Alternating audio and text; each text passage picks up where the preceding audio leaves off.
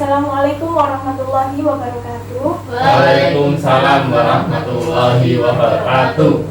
Baik anak-anak, sebelum kita mulai pelajaran pada pagi hari ini, alangkah baiknya kita berdoa terlebih dahulu. Berdoa sesuai keyakinan dan masing-masing. Doa dimulai.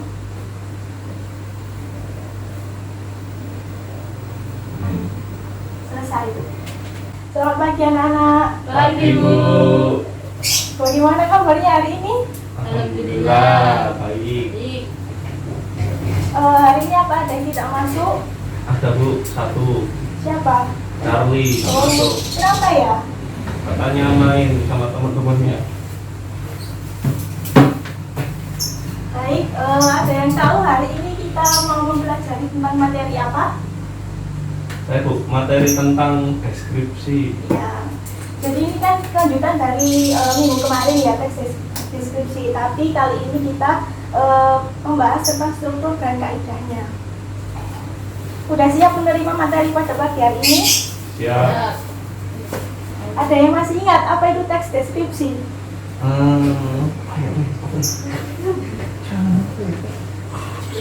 Ya, jadi teks deskripsi itu teks yang menggambarkan suatu objek secara terperinci. Masa udah lupa? Ya udah, langsung saja ya. Ibu di sini mempunyai lembar kerja yang akan saya bagikan.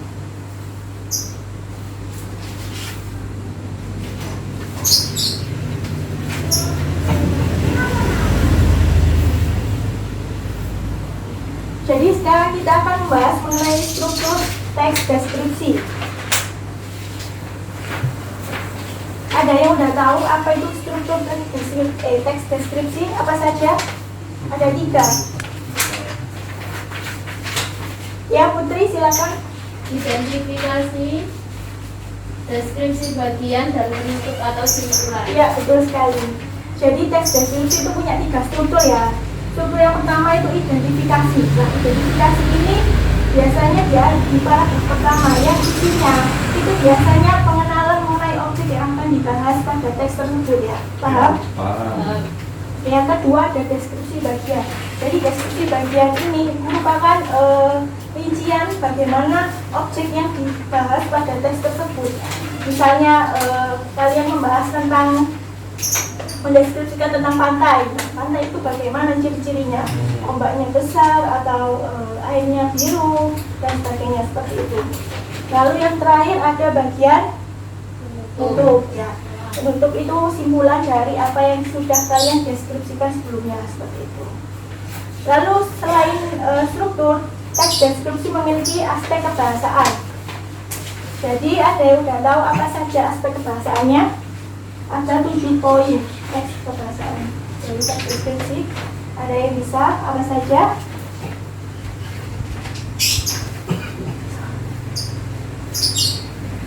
Apa saja mungkin Wilka bisa baca aspeknya ada 7. Menggunakan kata benda sesuai dengan topik yang dideskripsikan. Bisa agak kencang suaranya. Menggunakan kata benda sesuai dengan topik dideskripsikan. Oke, lalu yang kedua mungkin ada yang mau menambahkan?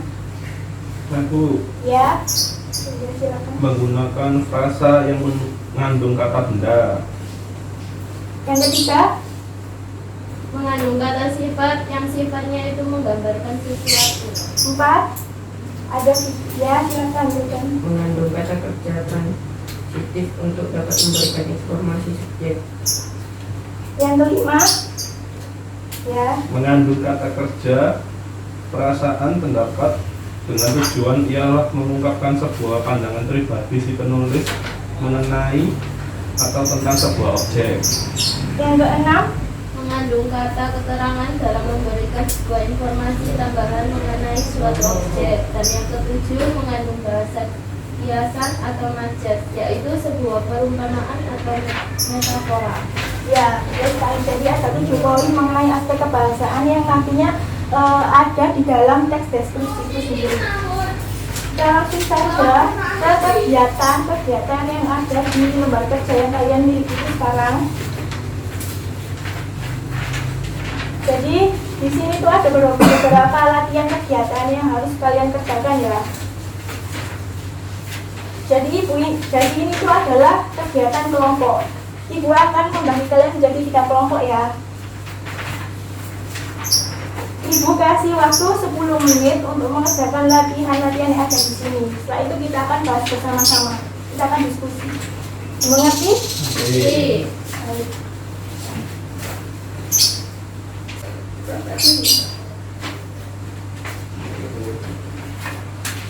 Ada yang tak paham. Masih satu.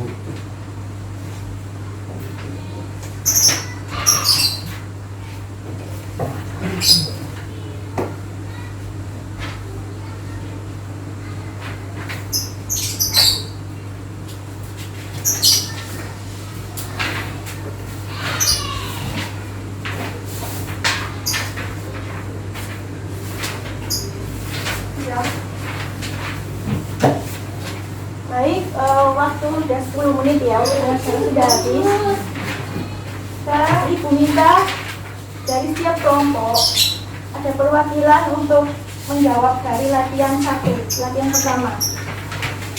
Ada yang mau menjawab yang nomor 1 dari ciri bagian teks yang disebut identifikasi? Saya. Ya, silakan. Apa saja? Yang A. Menggambarkan atau melukiskan sesuatu. B. Penggambaran tersebut dilakukan sejelas-jelasnya dengan melibatkan kesan indera. C. Membuat pembaca atau pandangan merasakan sendiri atau mengalami sendiri. D. Menjelaskan ciri-ciri objek seperti warna, ukuran, bentuk, dan keadaan suatu objek secara terperinci. Oke. Ya, betul sekali jawaban dari Mbak Putri ya. Jadi di sini tuh yang dimaksud identifikasi itu mengenai apa saja sih yang dituliskan dari teks Rumah Joglo itu sendiri ya. Betul sekali, bisa kasih tepuk tangan untuk Putri. Untuk yang selanjutnya ya, nomor 2, langsung ke nomor 2 ini. Ciri bagian teks yang disebut teks deskripsi bagian. Ada yang bisa menjawab? Mungkin bukan atau ya, silakan. Apakah ciri bagian teks yang disebut deskripsi bagian? Kita ketika yang A, deskripsi bagian berdasarkan ukiran rumah, yaitu terbuat dari kayu yang bagus dan dihias dengan apik di kalimat pertama, kemudian hiasan terdapat pada kalimat kedua, dan ukiran yang menghias di sekujur di kalimat ketiga. Kemudian yang B, deskripsi bagian berdasarkan bahan kayu, yaitu rumah adat yang berjenis. Kalimat kelima, jenis kayu yang digunakan di kalimat ketujuh, dan tanpa vernis di kalimat ke-8. Langsung kita ke nomor 3 ya. Bagaimana ciri bagian simpulan teks deskripsi? Ya, silakan. Ciri bagian simpulan teks deskripsi ialah mewakili seluruh aspek penting yang telah dijabarkan pada teks tersebut. Simpulan dibuat dengan bahasa yang singkat, padat, dan jelas. Baik. Langsung ke latihan 2 ya. Latihan 2 ini pasti kalian sudah tahu semua ya mengenai Pulau Komodo. Ini kan ada teks ya. Dan di sini tuh terdiri dari struktur paragrafnya ada 3. Jadi yang termasuk bagian mulai dari identifikasi bisa dijelaskan mulai paragraf berapa saja? Paragraf pertama. Ya, betul sekali. Paragraf pertama merupakan identifikasi. Sudah paham kan ya? Untuk paragraf selanjutnya termasuk ke bagian Deskripsi bagian. ya, betul. Paragraf Karena 2 dan 3. ya, betul sekali. Karena di situ kan sudah menjelaskan mengenai Pulau Komodo ya, bagaimana deskripsinya. Lalu yang paragraf terakhir sudah pasti merupakan simpulan. Nah, di situ. Lanjut ke latihan ketiga.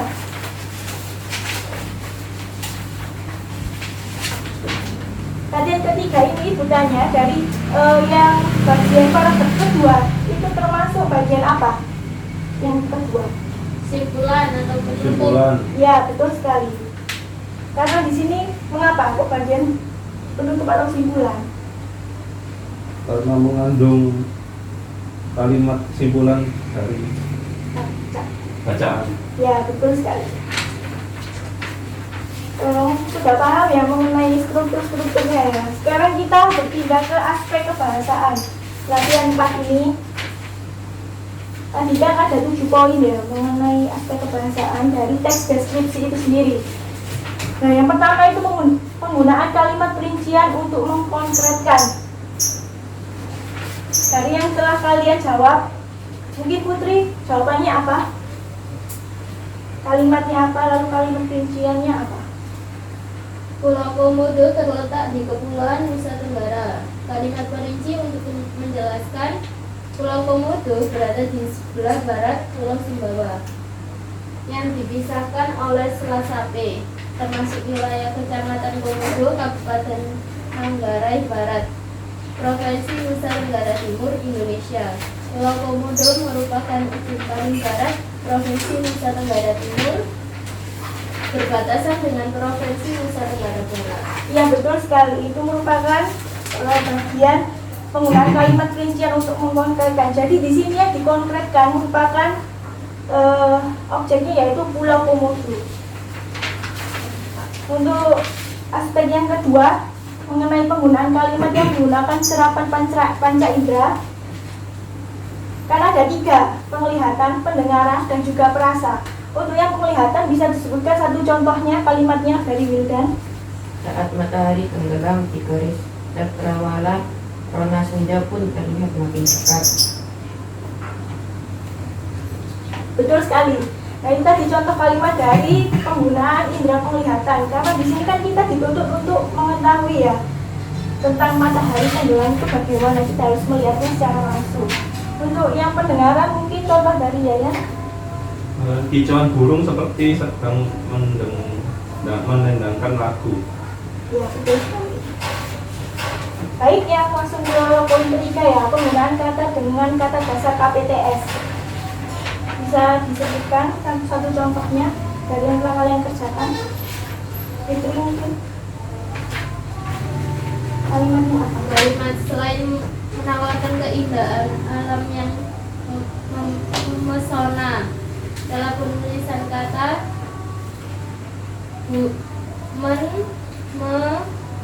Plus pesona kurang huruf B menjadi F karena setelah awalan n diikuti oleh kata dasar yang diawali dengan huruf B. betul sekali. Jadi di sini tuh kata yang depannya ada huruf K, P, T, S dalam teks deskripsi itu mengalami peluluhan. Jadi contohnya menyapu, kan kata dasarnya adalah sapu. Jadi S dalam kata sapu itu mengalami peluluhan, jadi mulai nyapu. Paham ya? Gitu ya. Lalu poin selanjutnya yaitu yang keempat, penggunaan sinonim pada teks deskripsi. Contoh katanya dan sinonimnya apa? Wildan, contoh kata yang kamu tulis di situ apa? Kata tenggelam, sinonim terbenam. Oke, betul sekali. Langsung ke poin yang kelima ya. Penggunaan kata depan pada teks deskripsi. Jadi kata depan kan ada di, ke, dan dari, dan juga pada. Sekarang ibu mau kalian contoh dari kata depan di itu apa yang kalian tulis? Bisa ya? Kalimatnya diperkirakan sekitar 100 ekor komodo di cagar alam Waidiwul di daratan Pulau Flores, tetapi tidak termasuk wilayah Taman Nasional Komodo. Ya, betul sekali. Itu ada kata dia sebagai kata depan pada teks deskripsi. Poin yang selanjutnya yang ke-6 yaitu penggunaan kata depan di dan huruf kapital. Bentar, ini jelaskan dulu ya. Jadi kan poin sebelumnya ada kata di dan juga di sini juga ada kata di. Apa kalian tahu perbedaannya pada poin kelima dan ke-6 ini? Tidak ada yang tahu ya, tuh.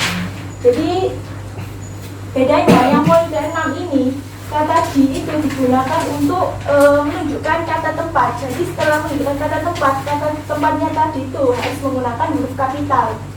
Misalnya di Jawa Tengah. Nah, Jawa Tengahnya ini kan mengikuti kata di, jadi Jawa Tengah harus menggunakan huruf kapital seperti itu. Nah, untuk kata arah, di untuk kata arah, misalnya di kanan. Nah, tulis kata kanan ini tidak perlu menggunakan huruf kapital, jadi huruf kecil saja. Di situ perbedaannya. Penggunaan dari kata tempat dan juga kata angka. Nah, sudah paham ya? Bisa dipahami sampai sini? Lanjut ke poin ke-7, penggunaan kalimat bermajas. Mungkin Putri, kalimat bermajas yang kamu temukan pada teks apa?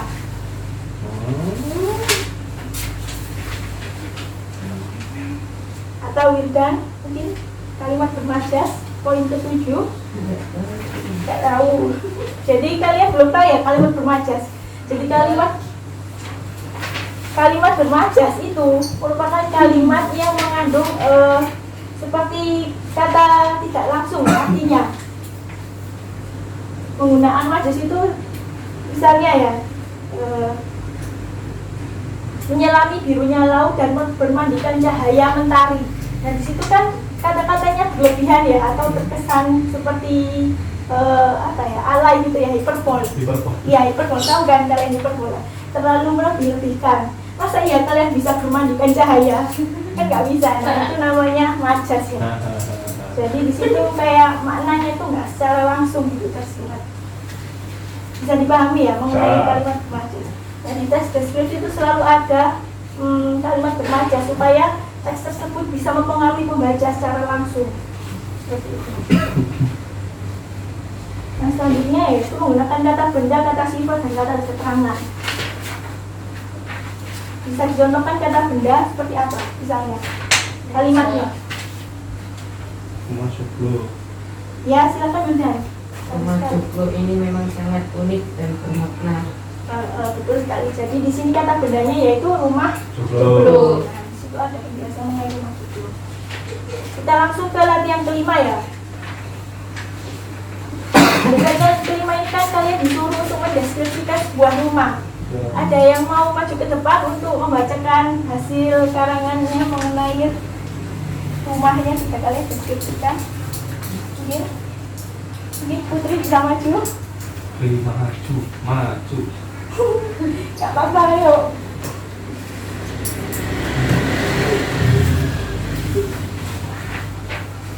Silakan. Ya. Jangan diserahin ya. Silakan dibacakan mengenai deskripsi rumah yang kamu tulis. Rumahku memiliki beberapa ruangan. Ada ruang tamu, 2 kamar tidur, ruang keluarga, dapur, dan kamar mandi. Dari semua ruangan yang ada di rumahku, ruangan yang paling sering aku kunjungi atau ruangan favoritku adalah kamar tidur. Selain itu, halaman rumahku juga merupakan spot favoritku. Karena di halaman rumahku terdapat tanaman-tanaman yang segar dan hijau yang membuat aku betah berlama-lama di sana. Meskipun rumahku tidak terlalu luas, akan tetapi rumahku selalu terlihat rapi dan bersih. Rumahku yang dominan bercat warna putih ini adalah istanaku. Aku sangat menyukai rumahku. Rumahku adalah tempat ternyaman di dunia bagiku karena rumah aku dapat beristirahat dan bercanda tawa dengan ayah, ibu, dan kakakku. Ya, terima kasih. Kasih tepuk tangan dulu untuk Putri yang sudah berani maju. Terima kasih ya Pak Putri. Jadi itu tadi teks deskripsi mengenai rumah yang sudah dijabarkan oleh Putri. Ya. Bagus sekali karena teks deskripsinya itu sudah mengandung struktur yang lengkap ya, ada tadi dari identifikasi, deskripsi bagian, dan juga penutup atau kesimpulan. Yang lain juga sudah bisa kan untuk membuatnya? Nah, oke. Karena ini waktunya sudah habis, jadi sebelum kita tutup, Ibu ada tugas buat kalian di rumah ya. Kalian bisa lihat di latihan 2 yang kegiatan 2 ini. Ya, kegiatan dibuka. Nah, di situ tuh kalian disuruh membuat sebuah teks deskripsi ya, dengan langkah-langkah yang ada di sini.